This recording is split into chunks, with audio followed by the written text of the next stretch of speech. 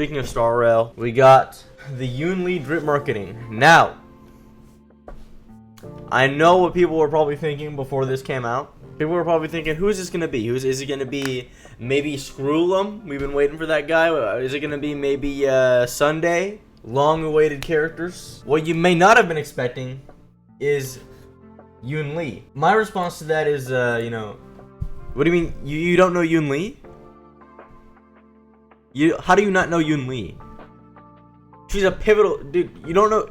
Yeah, me neither. I don't think anybody knows who this chick is. Apparently, she was mentioned previously in the story briefly, but she has an introduction here, so I can just go ahead and read that, and we'll be set. Okay.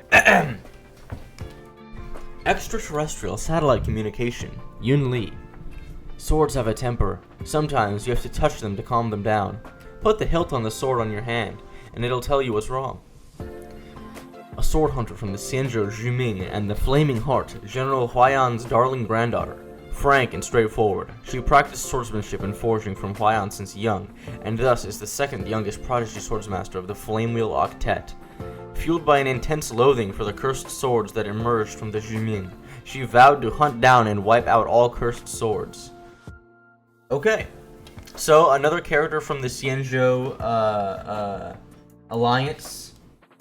If you don't know the Xianzhou, if you don't know the lore, the Xianzhou is basically like the nation. And if you remember the Xianzhou Luofu, that was like one of the states, if you will, because the Xianzhou is made up of a bunch of different like sky ships that kind of float around in space. And they all act as their own little planets, basically. Now this shit comes from the Xianzhou Zhuming, or the Xianzhou Zhuming. I don't know how to say that. I'm not Chinese. The Xianzhou Zhuming is presumably another Xianzhou ship that we have not been to yet. Now, my take on that, broadly, before we get into this character, right?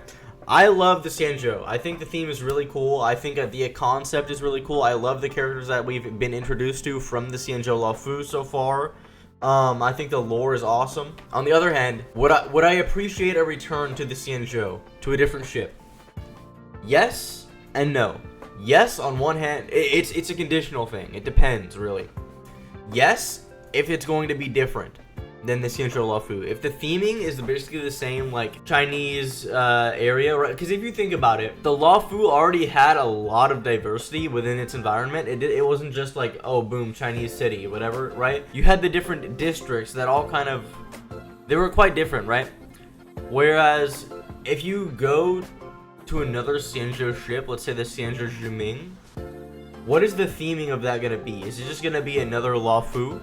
Because if it is, I can see that getting somewhat repetitive and kind of, I don't want to say boring, but I'm going to say boring. Of that, I mean, so obviously, this character coming from the Xianzhou, a Xianzhou Zhuming, whatever, right? Hints at a future return to the Xianzhou Alliance, right? Because I don't believe they will just release a character from a place that we don't go to, and a character that has like really no significance in the story. So unless this character appears in a later area that we're gonna venture to, as of now, I don't believe we know what the next area will be after Penacony. I think it's highly probable that we'll take a visit back to the Xianzhou and hit up another ship. Moving on to Yunli. As far as her looks, I think she's she's obviously not an adult character, so I'm not gonna say that something crazy, but I will say, I mean, she does look pretty cool. I like her hair. I think it's pretty cool. This whole flame thing is interesting, considering, because it was also mentioned over, I don't really know where to move to, but if you look over here, it was mentioned that she was a sword prodigy or whatever, which kind of reminds me of Yanqing, who's also on a Xianzhou ship and is a young sword prodigy. I mean, obviously this is not a Yang Gang power creep, because we got, she's a physical destruction character, and Yanqing is a ice hunt character. So I think it's really cool lore-wise and everything. He was my first 5-star as well, so there's always a soft spot in my heart for Yanqing. Now, as far as this chick, I don't know. I don't think we've ever really seen her before. I would probably know. I don't know. I kind of like what she's got going on in the back here with the swords. It reminds me of kind of like and these chains. It kind of reminds me of Unlimited Blade Works from Fate Stay Night. You know, if any Fate Stay Night fans watching this video or watching the stream, you're gonna know what I'm talking about. Or what is it? Or Gilgamesh with his Chains of Fate. I think that's cool. Now, her theming is very fire-esque. Now, I don't understand. Well, no, okay. It's pretty naive of me to it's pretty shallow to just be like, oh, fire in the kit must be fire, right? Wait, is physical? What? Like, I mean, I think that's fine. However, think about this. This character is presumably coming after Jade, which is after Firefly. So this is 2.4. 2.3 is what we're in right now. Sorry. 2.3 is after what we're going to have after our current patch. 2.2. We're in 2.2 right now. 2.3 is gonna have Firefly and Jade. So if you think about it, if you're curious, will I pull for her? Most likely not. Reason being because I'm pulling for Jade. Simply because I'm collecting the IPC characters. I have Topaz. I love Topaz. I have Aventurine. Love Aventurine. If Jade's good, cool. If Jade's not good, that's fine. I'm just gonna use her, or maybe I'll just collect her. You know what I mean, like a little token. But either way, I have a mission to collect all the IPC units, so I'll be already kind of well. Hopefully, I won't be dry. Maybe I'll get Jade within like 10 pulls. You know what I mean? But as of now, I mean, keep in mind, I also pull for characters like because of their lore, and considering we don't at the moment know Yunli's lore, I don't have any incentive to pull for her. Jade is just cool, right? I love the IPC and I love the strategic investment department. Is just a really cool concept. So like, I'm pulling for that because she's just cool, right? Cool lore, cool design, awesome character, right? IPC. She's gonna take some of my Jades. Jade is going to suck up my Jades, okay? If you're talking about like strategy, if you're talking about how good is she going to be? Like, if you're talking about sweaty level wise, right? If you look in the kind of the timeline that we're in right now, Firefly will have just came out, right? Firefly's banner will have not just been over. We'll have Jade as a buffer period.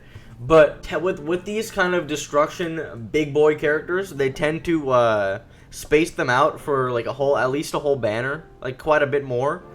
So, I mean, because every limited destruction character we've had so far, 5-star that is, has been kind of cracked. I mean, it started off with I guess Imbiber Lune, who was and kind of almost still is debatably the strongest character in the game. Wow, sorry. Then we had Jingliu, who pretty much power crept Imbiber Lune for a bit in terms of raw power.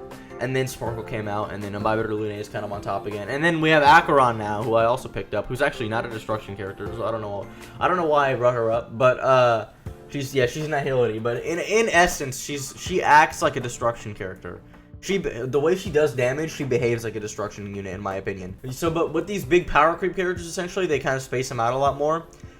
And with Firefly just having came out as a destruction unit, will Yunli be able to perform at Firefly's level? Will they release 2 banger characters back to back like that? I don't know. And I kind of doubt it. As far as the necessity to have a physical unit goes, I mean, that really depends on you. I don't have a physical DPS right now that I can rely on. I do have Clara, though. I just haven't built her. So if I really need a physical DPS for something, I can just... Need be, I can fill that spot up because I have Topaz as well. Bada bing, bada boom, we're good, right? Okay, I'm just gonna say it. Yunli is kind of a skip. I don't know anything about her lore-wise. She's just after Firefly, so she's probably not gonna perform super high, right? Considering there's people are speculating Firefly is gonna be broken as well. And then you also have the fact that I don't really need another physical DPS. So that's kind of my take on Yunli. Really more so what I got out of her announcement was that we're going to return to the Xianzhou at some point, which I think is cool. I'm excited to see what they're going to do with that. I'm excited to see how they're going to change it up. But yeah, I'm really excited for this stuff going on over here. I'm excited to see that. But hope you guys enjoyed the video. This was Yunli. Bye.